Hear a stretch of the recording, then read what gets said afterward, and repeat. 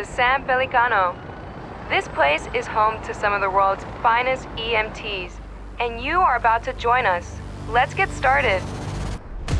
You've been assigned to downtown. It's busy and chaotic, but this is where we excel. Your job? Respond to emergency calls all over the district. Stabilize patients in need and transport them safely to a nearby hospital. Remember, it's not just about speed. It's about making the right decisions under pressure. Lives depend on it. The faster you learn, the sooner you'll get the critical cases. Stay sharp and always be ready. Now get out there and make a difference. Show San Pelicano what you're made of.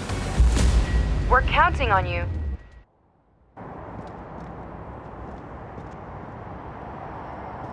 Ah, here's our new paramedic. It's nice to meet you. I'll be overseeing your training today. Hop in the ambulance, and we'll wait for our first assignment from dispatch. If you ever get lost, check your map. It always shows you where the ambulance is located.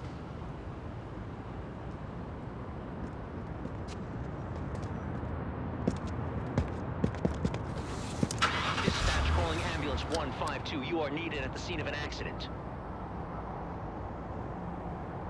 One person collapsed in a parking lot in downtown Pelican and is in need of assistance. Over.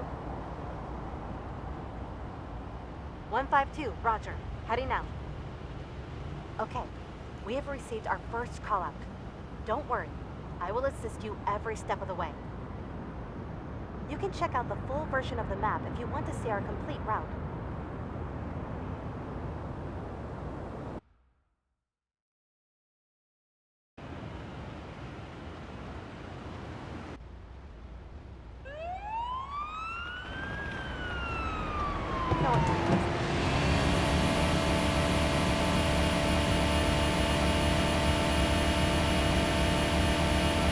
Drive swiftly and safely to the location marked on your map.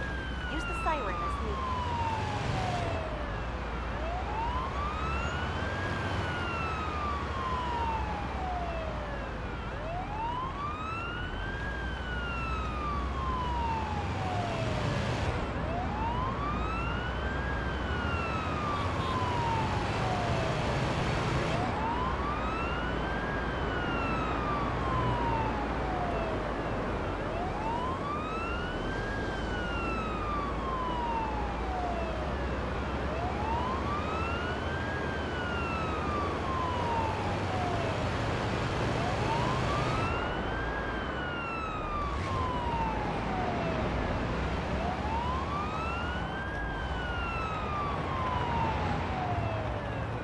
We've arrived.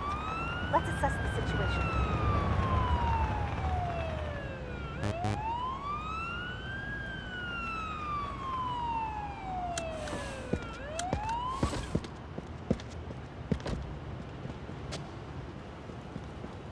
Looks like this is our patient. They appear to be conscious.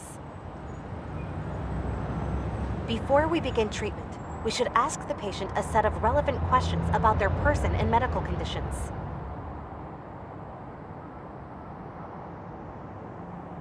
This is called anamnesis. Try to retrieve as much information as possible. The more we know, the better we can help. My whole body's aching. I suddenly felt this ringing noise in my ears and felt dizzy. I sat down and called for help.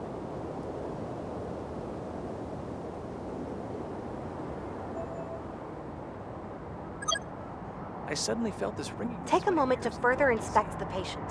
You might find some more evidence while inspecting different body parts. We've received new information about the patient. I already made a note inside the patient protocol.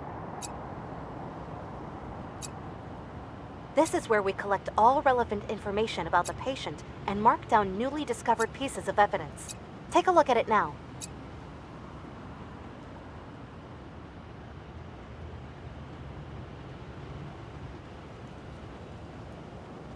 These are the pieces of evidence you have discovered during anamnesis and inspection. For each patient, you will have to make an informed assessment on what could be the underlying cause responsible for the emergency based on the collected evidence. This patient does not appear to be in any immediate danger. Choose a category and an interim diagnosis that fits the evidence. Your interim diagnosis can always be adjusted during treatment. Let's go back to our patient now.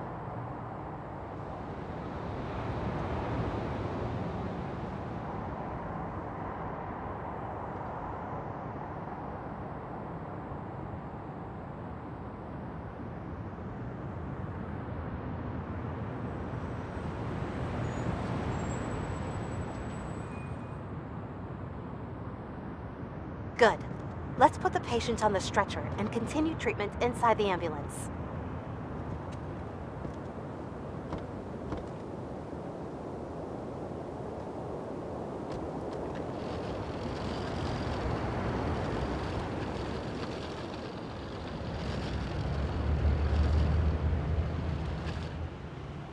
First, we need to assess the patient's vitals in more detail.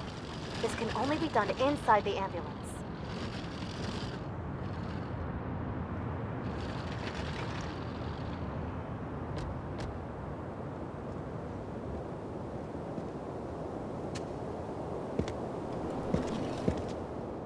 For now, there are 3 key vitals we should worry about: oxygen saturation, heart rate, and blood pressure.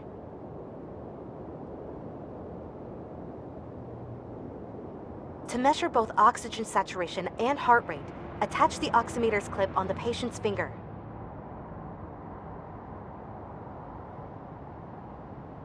Diagnostic tools will then provide you with live readouts of the patient's vitals.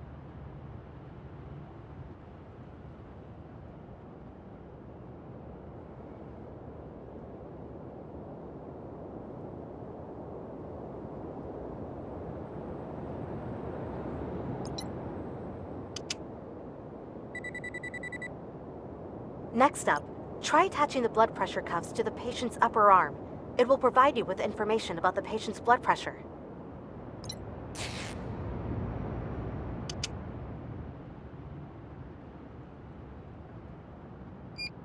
Vitals are displayed in more detail inside the patient protocol. Feel free to take a look.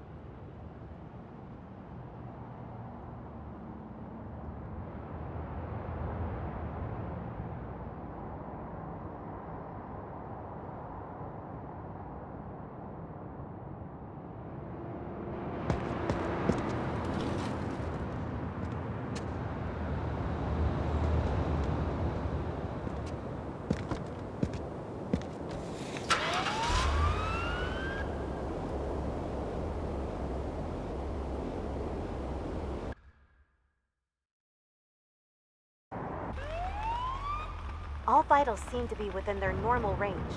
This patient is clearly unwell. Let's take this one to the nearest hospital, just to be safe.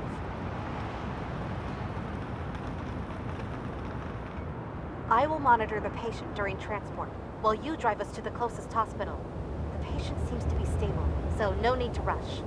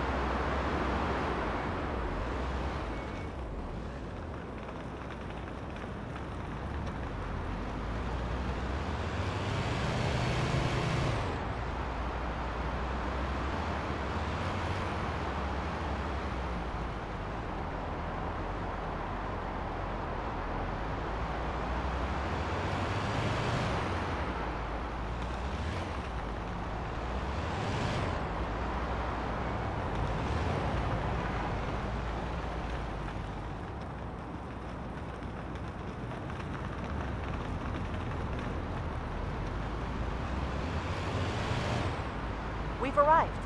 Let's unload the patient and... Let me see. We take over from here.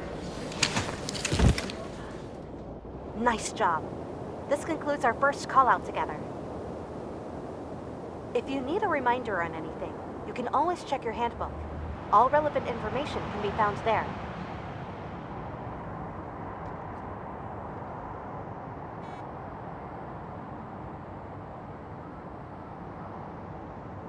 Shift's over, remember?